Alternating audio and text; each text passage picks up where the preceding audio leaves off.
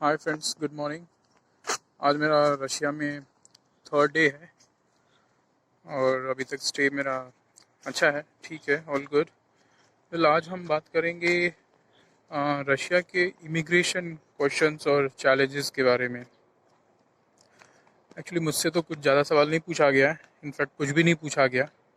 But जो मैंने उनका आई मीन ओवरऑल जो इन्वॉल्वमेंट था इमिग्रेशन में, थोड़ा थोड़ा टेंस टाइप का लगा मुझे। काफ़ी लोगों से सवाल पूछ रहे थे और एक आदमी को मैंने देखा कि अलग से बैठा दिया। तो बेसिकली उनका डॉक्यूमेंट्स काफ़ी डिटेल में चेक कर रहे थे। तो बेसिकली मैं ये बताना चाहता हूँ कि जो लोग जिनका इंटेंशन रशिया में टूरिज़्म या कोई भी लीगल चीज़ है, तो उनको टेंशन लेने की ज़रूरत नहीं है। प्रॉब्लम उनको ही होता है जो जिनका कोई इंटेंशन ठीक ना हो। वो मे बी वो चाहते हैं कि रशिया के थ्रू किसी और कंट्री में घुस जाएं और वहाँ पे गायब हो जाएं, नौकरी कर लें, इस टाइप का। अदरवाइज़ आप मतलब प्योर टूरिज़्म के लिए आ रहे हैं या नौकरी करते हैं या कोई दूसरा पर्पज़ है, तो आपको परेशान होने की ज़रूरत नहीं है। बेसिकली आपके डॉक्यूमेंट सारे ठीक होने चाहिए, अदरवाइज़ कई बार डिपोर्ट कर देते हैं वो लोग। डॉक्यूमेंट एज इन ऑब्वियसली एक चीज़ तो है, कई बार मैंने देखा है कि पासपोर्ट सॉरी जो आपने वीज़ा के लिए फ़ोटोग्राफ्स दिए हैं और आपका जो पासपोर्ट में फ़ोटो है उसमें मैच नहीं होता है, मतलब बहुत डिफरेंस हो गया, या आपकी फ़ोटो 10 साल पुरानी है, आप मिल नहीं रहा है, तो थोड़ा वो लोग चेक करते हैं। तो मे बी आपको अलग रूम में ले बैठा के आपका चेक करेंगे, या दूसरे इमिग्रेशन ऑफिसर को बुलाएगा और वो अंदर जाके अपने सिस्टम में चेक करेगा। तो जो आपने वीज़ा में फ़ोटोग्राफ दिया है वो लेटेस्ट होना चाहिए, पहला रिकमेंडेशन तो ये है मेरा। और हाँ, वो मिलना चाहिए, लेटेस्ट होना चाहिए, पिछले 3-4 महीने का हो तो अच्छा है, हालांकि 6 महीने बोलते हैं वो लोग। तो एक तो ये रिकमेंडेशन है। दूसरी चीज़, रशिया का जो वीज़ा होता है वो अनलाइक दूसरी कंट्री में क्या होता है कि नॉर्मली उनका टूरिस्ट वीज़ा है तो 30 दिन स्टैंडर्ड होता है, वो दे देते हैं। बट यहाँ पे कुछ अलग अलग है सिस्टम। यहाँ पे क्या करते हैं ये लोग, आपने जो इटनरी में लिखा है, लाइक से 15th का आप एंटर कर रहे हैं रशिया में और 30 को निकल रहे हैं, तो आपको वीज़ा उतने दिन का ही मिलेगा। ये बात आपको ख्याल रखना पड़ेगा। जैसे मुझे ये चीज़ पता नहीं थी रशिया के बारे में, तो ये बात आपको ख्याल रखना पड़ेगा। तो आपकी जो इटनरी हो, जो रियल में आपका जो आप चाहते हो स्टे, उसी के हिसाब से आप इटनरी बनाएं, तो आपको उतने दिन का ही वीज़ा मिलेगा। तो एक ये चीज़ है इम्पोर्टेंट। और ऑल्सो आपका पैसे में कोई डिफरेंस नहीं होता, आप 15 दिन का अप्लाई करें या 30 दिन का अप्लाई करें, वो एक ही है, या 2 दिन का अप्लाई करें, आपको पैसे उतने ही देने हैं। तो इस बात का आप ख्याल रखें। एक ये चीज़ हो गया। और जब आप यहाँ पे, हालांकि वीज़ा के वक्त टिकट्स नहीं मांगते हैं, वो रिटर्न टिकट या जाने का टिकट वो नहीं मांगते हैं। बट आप रिटर्न टिकट डेफिनेटली ले लीजिए, उसमें कुछ गड़बड़ ना कीजिए, या लाइक फेक इटनरी हो और बाद में कैंसिल कर दें, वैसा वाला आई मीन बाद में ऑब्वियसली आप कैंसिल कर सकते हैं आप चाहे तो, बट रियल बुकिंग होनी चाहिए, क्योंकि वो सिस्टम में चेक करते हैं कई बार। इवन वो हमारे जो एयरलाइंस वाले हैं, अगर एयर इंडिया से आ रहे हैं तो दिल्ली में या बॉम्बे में, वहाँ पे भी वो चेक करेंगे। तो आप एक रियल टिकट रखिए, दूसरा रिकमेंडेशन। और होटल बुकिंग बहुत इंपॉर्टेंट है इन केस ऑफ रशिया।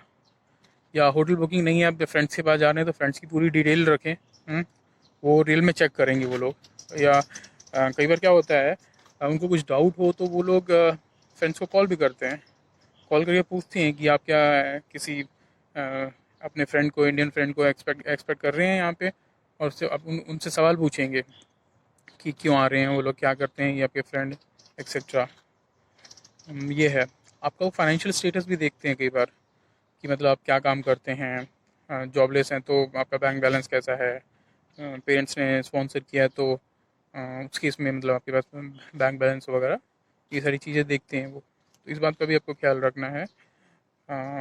वैसे तो इतना डिटेल में बहुत कम ही जाते हैं, कोई भी जाता तभी है जब उनको रियल में डाउट हो जाए कुछ। तो ये है, अपने पेपर्स क्लियर रखिए, होटल बुकिंग हो गया, रिटर्न फ़्लाइट टिकट हो गया। हाँ, रिटर्न फ़्लाइट टिकट डेफिनेटली मांग लेंगे। हालांकि मुझसे उन्होंने कुछ भी नहीं मांगा, कुछ भी नहीं मांगा। एक प्रॉब्लम बोलें या एडवांटेज बोलें, ऐसा है कि रशिया में भी इंग्लिश की प्रॉब्लम है, इंग्लिश ज़्यादा नहीं बोलते हैं। तो इमिग्रेशन में मुझसे तो कुछ भी नहीं सवाल पूछा, बस डॉक्यूमेंट्स वगैरह, डॉक्यूमेंट एज इन सिर्फ पासपोर्ट ही देख रहे थे। अलग अलग मैं देख रहा था कि अपने कंप्यूटर में डाल के चेक कर रहे थे। वीज़ा का पेपर जो है, वीज़ा का जो स्टिकर है वो उसको ध्यान से देख रहे थे, मिला रहे थे। ये सब करते हैं वो लोग ध्यान से। बट आपको डरने की ज़रूरत नहीं है, आप रियल हैं तो आपको परेशान होने की ज़रूरत ही नहीं है। ये उसी को डरने की ज़रूरत है जो रियल नहीं है, जिसको कुछ, जिसके इंटेंशंस ठीक नहीं है, उनको परेशान होने की ज़रूरत है। अदरवाइज़ आपको कोई डरने की ज़रूरत नहीं है। तो एक तो फ़ोटोग्राफ हो गया, लेटेस्ट फ़ोटो रखिए आप, रिटर्न टिकट रखिए, होटल बुकिंग रखिए, अगर किसी को जानते हैं तो उनका फ़ोन नंबर वगैरह रखिए। ये है। रशिया के केस में एक प्रॉब्लम होता है कि लाइक आप किसी और कंट्री, रशिया के बाद रिटर्न आपका इंडिया का नहीं, आप किसी और कंट्री में जा रहे हैं, ये मैंने सुना है कि आई मीन प्रॉब्लम करते हैं। बट अगर आप रियल हैं, अगर मान लीजिए जैसे मैं, मेरा इंटेंशन रशिया आने का बेसिकली ये है कि मैं सऊदी अरेबिया जाऊं, क्योंकि इंडिया अभी सऊदी अरेबिया ने बैन करके रखा है और मेरे पास वर्क परमिट है, वर्क वीज़ा है सऊदी का, तो मैं रशिया से मैं जाऊँ। हाँ, अगर आप रशिया एंटर कर रहे हैं वाया कोई और country, let it be just transit हो, लाइक से फ्रैंकफर्ट, बॉम्बे से फ्रैंकफर्ट की फ्लाइट ले और फ्रैंकफर्ट से आप यहाँ पे आए, तो उस केस में ये लोग काफ़ी सवाल पूछते हैं। और बेसिकली आपका इंटेंशन जानना चाहते हैं। अगर आप लीगल हैं तो आपका इंटेंशन क्लियर है तो कोई परेशानी की बात नहीं है। बट स्टिल रिकमेंड, अगर आप आ रहे हैं इंडिया से तो आप डायरेक्ट फ्लाइट लेके आएँ, डायरेक्ट मॉस्को या सेंट पीटर्सबर्ग की लेके आए फ्लाइट, है जहाँ पे भी, जिस सिटी में भी जाना चाहते हैं वहाँ लेके आए, और फिर आई थिंक ज़्यादा परेशानी नहीं होगी आपको।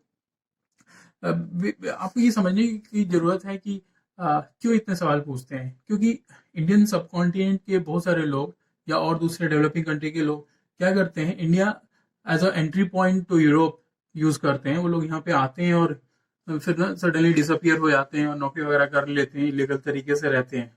तो डेफिनेटली आई एम श्योर कि आपको वो सब चीज़ों में इंटरेस्ट नहीं है। अगर इंटरेस्ट नहीं है, उसका कोई आपका ऐसा इरादा नहीं है, तो आपको परेशान होने की ज़रूरत नहीं है।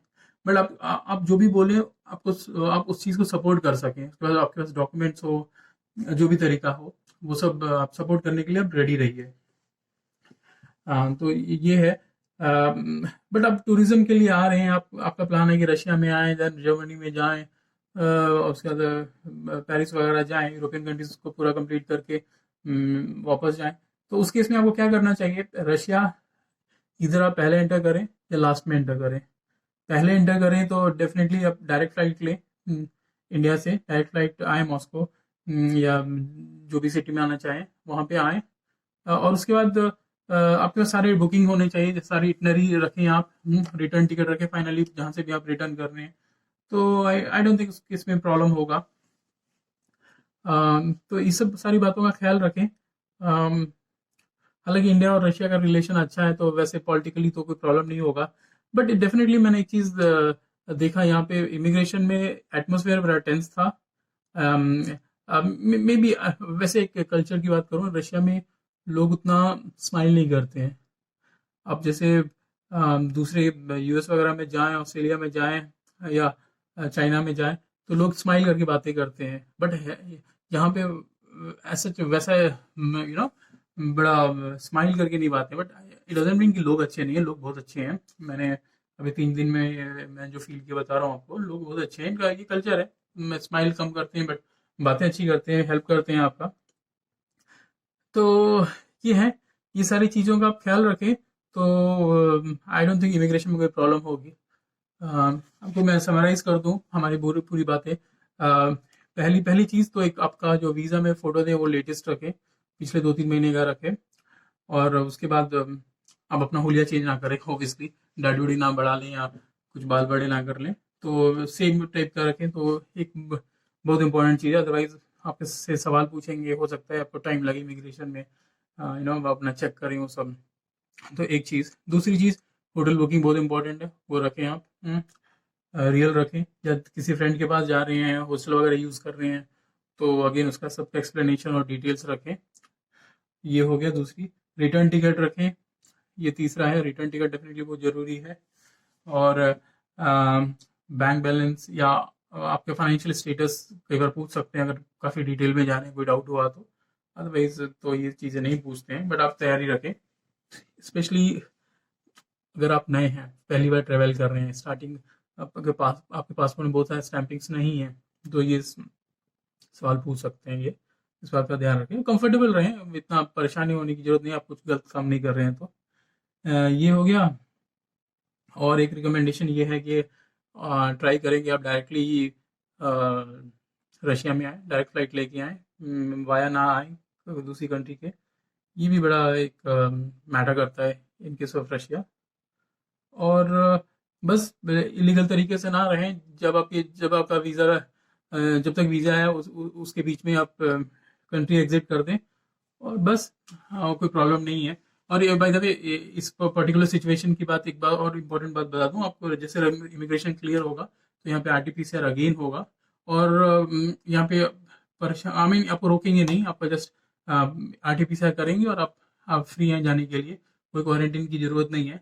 हाँ, अगर आपका पॉजिटिव होता है बाद में, तो शायद आपको कॉल करेंगे और आपसे फिर बातें करें, आपको बताएं, फिर डॉक्टर के पास हॉस्पिटल लेके जाएं, जो भी करें। तो फिलहाल अगर आप ठीक हैं, नेगेटिव हैं, तो कोई परेशानी नहीं है। ये तो खैर हर एक कंट्री में अभी मुश्किल है, अगर पॉजिटिव हो जाते हैं तो बड़ा मुश्किल है ये। तो वैसे फर्स्ट रिकमेंडेशन ये है कि आप अवॉइड ही करें ट्रैवलिंग नाउ डेज, जब तक ये कोरोना वायरस ठीक नहीं हो जाता, क्लियर नहीं हो जाता। मुझे तो अभी मेरा वीज़ा की वैलिडिटी ख़त्म होने वाली थी सऊदी की, इसलिए मैं रशिया आया हूँ, और यहाँ से फिर मैं सऊदी जाऊँगा।